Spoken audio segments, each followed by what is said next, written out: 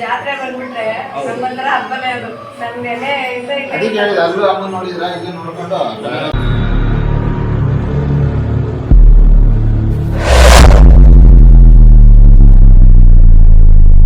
ನಾವು ತಿಬ್ಬಮ್ಮನ ಉತ್ಸವಕ್ಕೆ ಹೋಗ್ತಾ ಇದ್ದೀವಿ.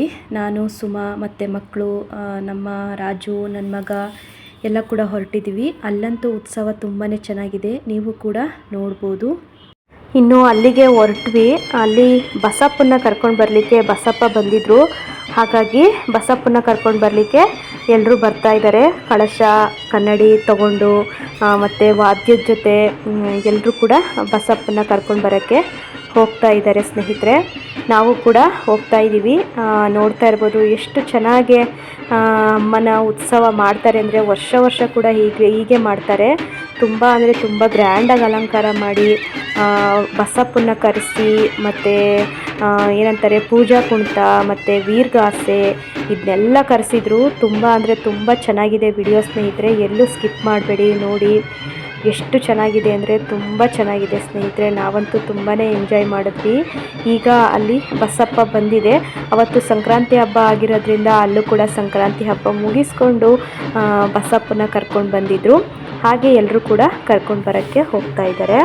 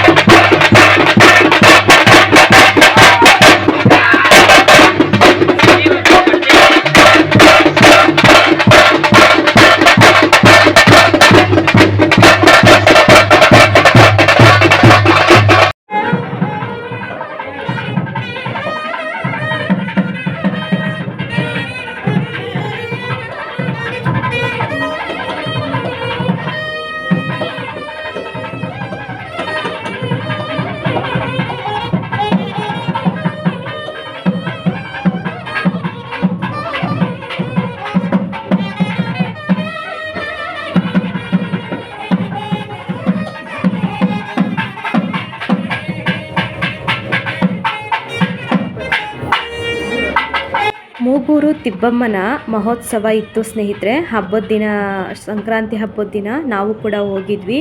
ಯಾಕಂದರೆ ಅಷ್ಟು ಚೆನ್ನಾಗಿರುತ್ತೆ ನೋಡಲಿಕ್ಕೆ. ಹಾಗೆ ಸ್ನೇಹಿತರೆ, ಇನ್ನೊಂದು ವಿಶೇಷತೆ ಏನು ಅಂತ ಹೇಳಿದ್ರೆ, ಮೂಗೂರಲ್ಲಿ ನೇರಳೆ ಮರ ಕಡಿತಾರೆ ಸ್ನೇಹಿತರೆ. ಪೂಜೆ ಎಲ್ಲ ಮಾಡಿ ನೇರಳೆ ಮರ ಕಡಿದಾಗ ಮಾರ್ನಿಂಗು ಅಲ್ಲಿ ಚಿಗುರು ಬಂದಿರುತ್ತಂತೆ. ಅದನ್ನು ತುಂಬ ವಿಶೇಷವಾದದ್ದು, ತುಂಬ ಸತ್ಯವಂತೆ ತ್ರಿಪುರ ಸುಂದರಿ ಅಮ್ಮ ಅಲ್ಲಿರೋದು ನಿಜ. ಎಷ್ಟು ಚೆನ್ನಾಗಿ ನೀವೇ ಯೋಚನೆ ಮಾಡ್ಬೋದು. ನೈಟು ಕಡ್ದಿರ್ತಕ್ಕಂಥ ಮರದಲ್ಲಿ ಬೆಳಗಿನ ಜಾವ ಅದೇ ಜಾಗದಲ್ಲಿ ಹೋಗಿ ನೋಡಿದಾಗ ಅಲ್ಲಿ ಚಿಗುರು ಮೂಡಿರುತ್ತೆ. ಎಷ್ಟು ಚೆನ್ನಾಗಿದೆ ಆ ಚಿಗುರು ಅಂದರೆ, ಈ ಸಾರಿ ಒಂದು 12 ಚಿಗುರುಗಳು ಕಾಣಿಸ್ಕೊಂಡಿದ್ವಂತೆ. ಎಷ್ಟು ಪವಾಡೆ ಇದೆ ಅನ್ನೋದು ನೀವೇ ಕೂಡ ಯೋಚನೆ ಮಾಡಿ. ರಾತ್ರಿಗೇ ಬೆಳಗ್ಗೆ ಅಷ್ಟರಲ್ಲಿ ನೇರಳೆ ಮರದಲ್ಲಿ ಚಿಗುರು ಬರುತ್ತೆ ಅಂತ ಅಂದರೆ ಅಮ್ಮನ ಶಕ್ತಿ ಎಷ್ಟಿದೆ ಅಂತ. ಅಮ್ಮ ನೇರಳೆ ಮರದಲ್ಲಿ ಯಾಕೆ ಹೋಗಿ ಸೇರಿಕೊಂಡ್ರು ಅಂತ ಹೇಳಿದ್ರೆ, ಬಳಗಾರನ ಕೈಗೆ ಬಳೆ ತೊಡಿಸ್ಕೊಳ್ಳಿಕ್ಕೆ ಕೈ ಕೊಡಲಿಲ್ವಂತೆ. ನನ್ನ ಕೈ ಹಿಡ್ಕೊಂಡು ಬಳೆ ಹಾಕ್ಬಿಡ್ತಾನೆ ಅಂತ ಹೇಳಿ ಮೂಗೂರು ತಿಬ್ಬಾದೇವಿ ಹೋಗಿ ನೇರಳೆ ಮರದಲ್ಲಿ ಸೇರಿಕೊಂಡ್ರಂತೆ. ಅದು ಹೇಳ್ತಾರೆ ತಿಳಿದಿರೋರು. ನಮಗೂ ಅಷ್ಟು ಸರಿಯಾಗಿ ಗೊತ್ತಿಲ್ಲ, ನನಗೆ ತಿಳಿದಿರೋದನ್ನ ನಿಮಗೆ ಹೇಳ್ತಾ ಇದ್ದೀನಿ. ಹಾಗೆ ಸ್ನೇಹಿತರೆ, ಮೂಗೂರು ತಿಬ್ಬಮ್ಮ ತ್ರಿಪುರ ಸುಂದರಿ ಅಂದರೆ 3 ಲೋಕಕ್ಕೂ ಸುಂದರಿ ಅಂತ, ಅಷ್ಟು ಸುಂದರಿಯಾಗಿ ಇರ್ತಾರಂತೆ ತ್ರಿಪುರ ಸುಂದರಿ ತಿಬ್ಬಮ್ಮ. ತುಂಬ ಅಂದರೆ ತುಂಬ ಅಲಂಕಾರ ಪ್ರಿಯೆ. ಎಷ್ಟು ಚೆನ್ನಾಗಿ ಉತ್ಸವ ಮಾಡಿದರು ಅಂದರೆ, ತುಂಬ ಚೆನ್ನಾಗಿ ಅಲಂಕಾರ ಮಾಡಿ ಉತ್ಸವ ಎಲ್ಲ ಮಾಡಿದರು. ನಾವು ಕೂಡ ಅಷ್ಟೇ ತುಂಬ ಎಂಜಾಯ್ ಮಾಡಿದ್ವಿ. ಅಲ್ಲೇ ಊಟ ಎಲ್ಲ ಮಾಡಿಸಿದ್ರು. ಹಾಗೆ ತಿಬ್ಬಮ್ಮ ಕೂಡ ಮೈ ಮೇಲೆ ಬಂದಿದ್ದಾರೆ. ಸ್ವಾಮಿ ಅಣ್ಣ ಇವರೇ ಪೂಜೆ ಮಾಡೋದು ತಿಬ್ಬಮ್ಮನಿಗೆ. ವರ್ಷ ತುಂಬ ಗ್ರ್ಯಾಂಡಾಗೆ ತುಂಬ ಚೆನ್ನಾಗೇ ಮಾಡ್ತಾರೆ. ನಾವು ಅಷ್ಟೇ ವರ್ಷ ಮಿಸ್ ಮಾಡೋದೇ ಇಲ್ಲ.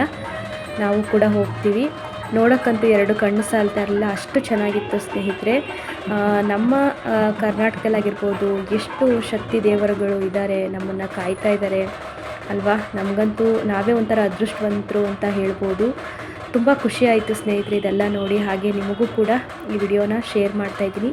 ಇಷ್ಟ ಆದರೆ ಒಂದು ಲೈಕ್ ಮಾಡಿ, ಶೇರ್ ಮಾಡಿ, ಸಬ್ಸ್ಕ್ರೈಬ್ ಮಾಡಿ. ಹಾಗೆ ಇನ್ನೂ ನನ್ನ ಚಾನಲ್ಗೆ ಯಾರು ಸಬ್ಸ್ಕ್ರೈಬ್ ಆಗಿಲ್ವಾ, ಪ್ಲೀಸ್ ಸಬ್ಸ್ಕ್ರೈಬ್ ಆಗಿ. ನಿಮ್ಮೆಲ್ಲರ ಪ್ರೀತಿಯ ಆಶೀರ್ವಾದ ನಿಮ್ಮ ಮನೆ ಮಗಳು ಆಶಾರಾಜ್ ಕನ್ನಡ ವ್ಲಾಗ್ಸ್ ಮೇಲೆ ಇರಲಿ ಅಂತ ಕೇಳ್ಕೊತೀನಿ.